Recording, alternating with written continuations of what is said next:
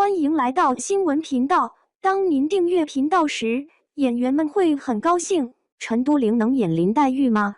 网友热议翻拍《红楼梦》人选。一觉醒来，陈都灵变成了林黛玉。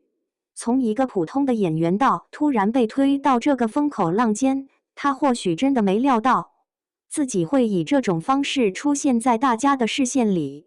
你知道的，大家永远都对经典有太多的期待，翻拍《红楼梦》这种大事，更是一个充满爆炸性话题的火药桶，一旦被引爆，所有人都能看到浓烟四起。郑晓龙这个导演，想必早就做好了心理准备，无论他选谁来饰演林黛玉，都能引起一阵骚动。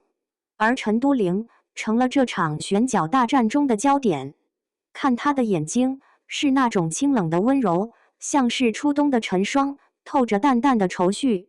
可问题来了，黛玉不仅仅是一个愁字就能概括的角色，她是那种柔弱中带着倔强，脆弱中藏着傲气的女子。如何在这两个极端之间找到平衡，才是关键。看到网上的讨论，我也忍不住翻了个白眼。说实话，宋祖儿的灵动，杨紫的哭戏都成了网友们对比的标准，仿佛演林黛玉就是拼肩、拼眼泪。你看看宋祖儿那股劲儿，演小哪吒的时候气吞万里如，做黛玉应该也能带点尖劲儿吧？可这股尖真的能符合黛玉的那种微妙的脆弱吗？又或者杨紫，她在《沉香如屑》里的破碎感，被人夸得天花乱坠。但她的碎是否真能触动那份温婉又坚韧的古典美呢？陈都灵呢？从长月烬明里的女二号看，她的演技无可挑剔，可细看她的文静，也许有些太过了。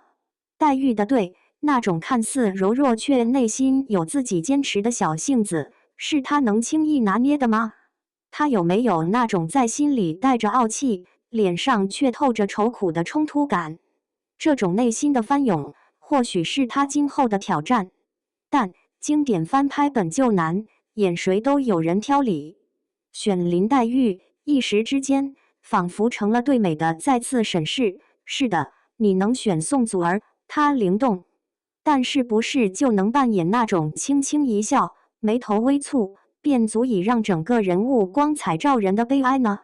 杨紫演得好，情感的爆发力无敌。可是那种古典美、超脱凡尘的气质，他真的能一比一复刻吗？说到底，所有的翻拍都得面对这个问题：你到底是在翻拍一个灵魂，还是仅仅是翻拍一个形象？如果只是为了让林黛玉符合现实观众的期待，那你拍的是经典，还是现代的幻象？我们必须得承认，任何一部经典的翻拍，都得背负着原作的庞大身影。随便挑个演员，无论是谁，都会被人挑三拣四。可是，导演选角的最终决定，并非无关紧要的随便选，背后折射的是对经典的再度诠释和对演员演技的全新挑战。再说回来，陈都灵到底能不能演出黛玉的心呢？我倒是觉得，像他这样一个在清冷中带点坚韧的演员，反倒能够给黛玉注入一些新的血液。他有那份不疾不徐的表演张力，但他能否将黛玉的丑演得不浮夸、不做作，而是那种轻描淡写却深入骨髓的悲，这才是要打破的难题。这场选角不能只看外貌，更要看内心。毕竟，黛玉的美不是那种外表的光鲜，而是那种骨子里的愁与傲。她的让人一眼看见她的脆弱，却又不容小觑她心中的那个倔强与傲骨。你怎么看？评论区告诉我，你心中的完美林黛玉是谁？或者，如果是你，会如何演绎她？